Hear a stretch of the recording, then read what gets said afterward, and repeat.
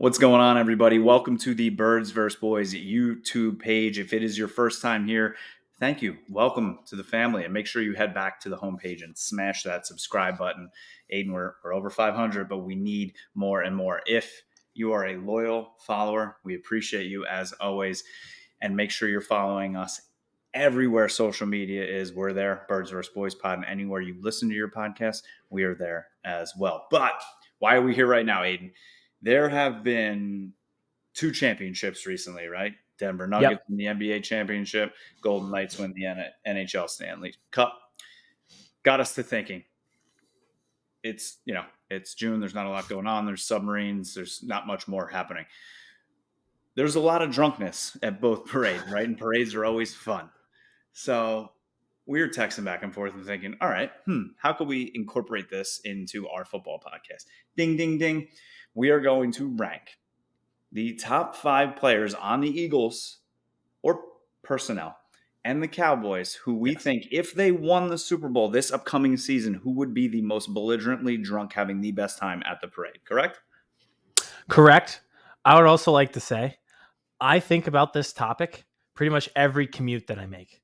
If you leave me alone in 30 minutes in a car, I will think about my team winning a championship and what the parade would look like and what the celebration would look like. If you don't think I've thought about the Eagles beating the Chiefs and the speeches that would come afterwards every single time I've gotten in a car since February, you don't know me. So this is the perfect topic because I think about this.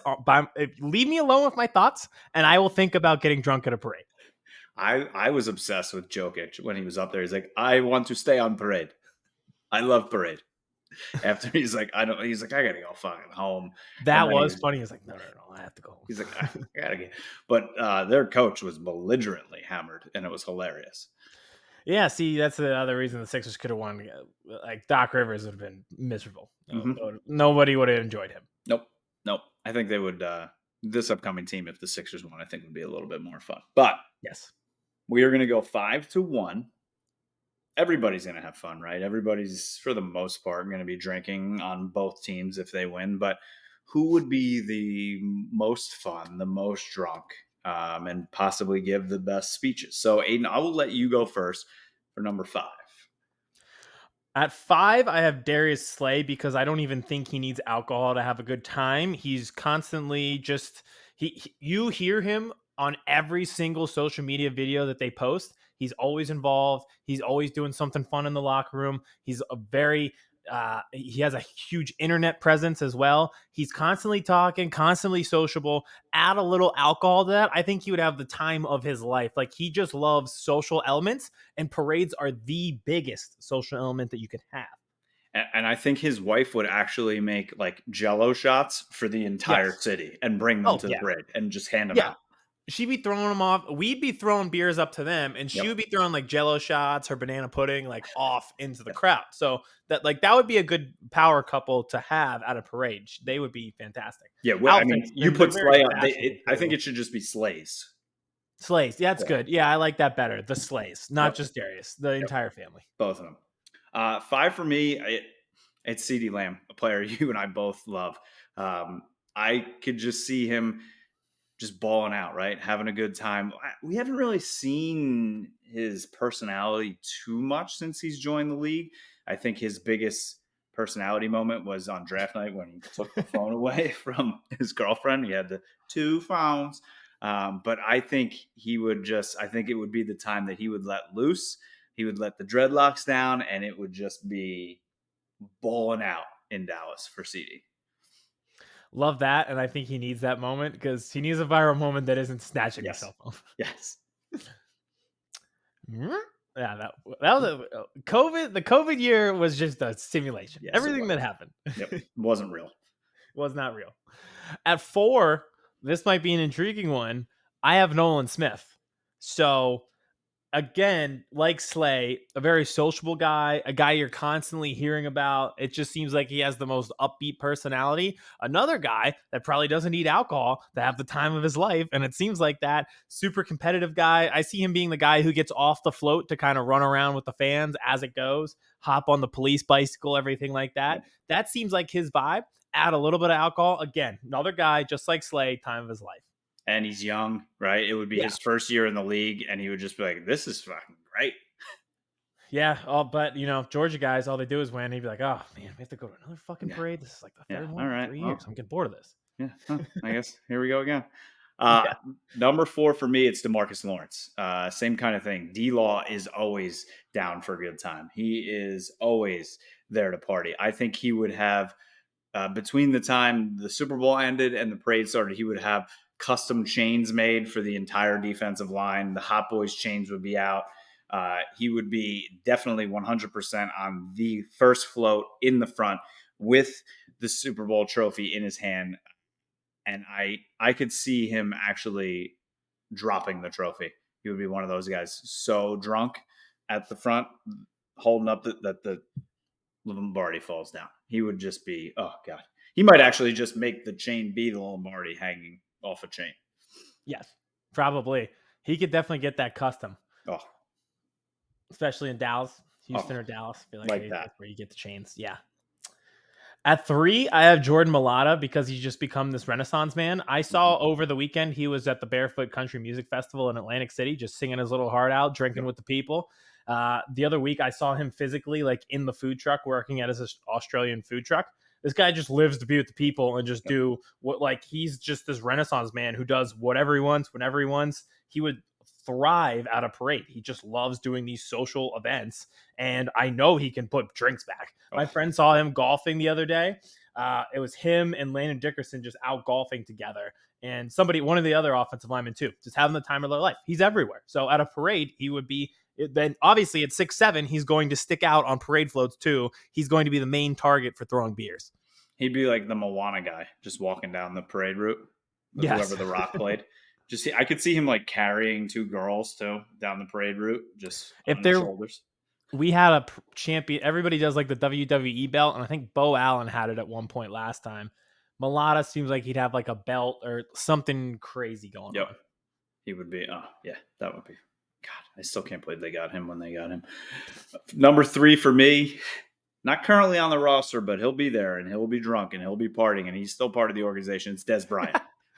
It's 100% Des Bryant. He thinks he's still part of the organization. He's at almost every single game. He's betting hundreds of thousands of dollars on Cowboys games. He's wearing the 88. Basically, he put like a piece of tape over the back of his own jersey and just wrote Lamb, so it looks like he's actually supporting a CD when we know he's still pissed that he's not playing right now. Mm-hmm. He'd be smoking on that whoever pack that they beat. He would big cowboy hat. It would be 100%. I think I could put him at 1 actually, but I think 3 is a fair spot to put Des Bryant. It's so funny that you brought him up. If you would have had me guess your list, I would have never guessed Dez, but it's perfect at the same time. Absolutely. At 2, I'm going to go non-current player and non-player at all. I'm going with Nick Sirianni, who Mm-hmm. would go viral the most, Mm-hmm. would definitely be chugging beers, super competitive, so he's going to challenge somebody to shotgun a beer. Yep. He's going to be taking them from the fans, just like Doug Peterson was when he made the one-handed catch. Yep. And just going to piss off 31 other fan bases. Yep. When the way he acts at the parade, the way he's running down the street, the speech that he gives, he is a pandering master of only Bryce Harper's elite class. You put a panderer with alcohol and a million people, it is going to piss off 31 other teams, and it would be hilarious. Yep. Without a doubt. 100%.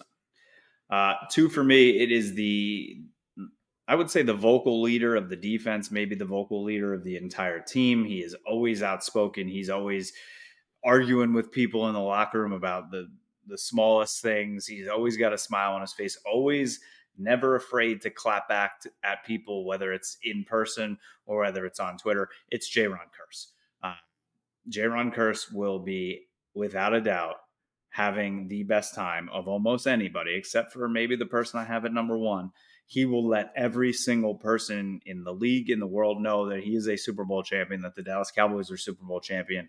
And his speech would just be outright belligerently amazing. Love it. Love it. All right. At 1, I think everybody thinks where I'm going to go. I'm going to zig instead of zag. It is not Jason Kelce. I'm going to go with his defensive counterpart of the same status, Brandon Graham. I think he would have the same elements to a speech that Jason Kelce gave. And I can see Kelce being like, I'm going to take the back seat this time. Like, I don't have to be the guy in the mummer's outfit going crazy. It'd be so easy to say Kelce. I think this week he's literally hosting like a beer Olympics down the shore at the one bar for like the OD Eagles Drive, Autism Awareness. Yes. Him and his brother just drinking, chopping it up with the people. Be very easy to say Jason Kelce because of that, because of the speech before. I think this is the swan song for Brandon Graham. I think if they won this year, he'd probably retire. And I think you'd be getting, he's been the most personable guy in the locker room for the last decade, and that would be his grand finale. And I also think on top of the grand finale, if it happened, it would be Kelce, Graham, Cox all at once just retiring together on the podium. Yep. Oh, I would cry. You'd be done. Last dance. I would also retire. You just, I got to go. I'm out. Sorry. I'm done. It's been a good life. I'm going to go hop on a submarine. I'm going to do a deep sea exploration. Yeah, let's go check out the Titanic. Number one for me, I don't think there can be anybody else. And it's two people that kind of form one person. It's Jerry and Stephen Jones. I was like, where's that going? If there are two people that do two things better than most, it's creating billion-dollar enterprises and getting drunk. They are the good old boys, right? They never have a problem showing you that they're having a good time. They are known for their parties. Jerry throws literally a massive party at Nobu in Malibu during training camp just for everybody to just get drunk. I think he would get in some trouble. I think there would be like 6 or 7 years down the line, reports from TMZ came out that some bad things happened. But 100%, without a doubt, it's Jerry and Stephen Jones. I should give Jerry Jones a 4 Loko and just see what happens. He might die. He might die. Yeah. He probably want to go out that way.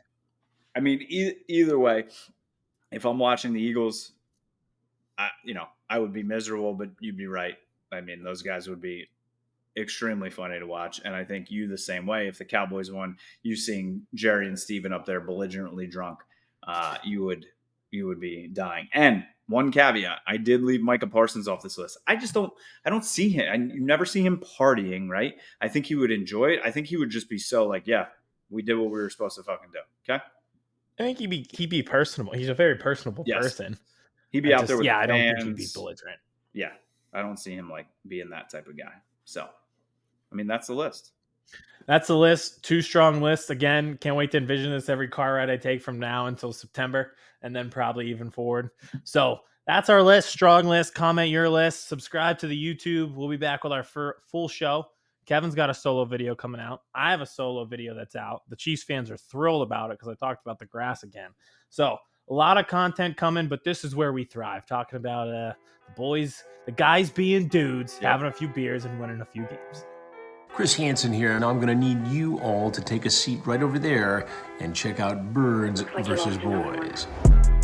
I think you're completely right here, and I hate it. Yep. Hey, idiots. Stop doing dumb things. I got 2 phones. Upset alert. I might go insane. I think you're already there. There's no hope.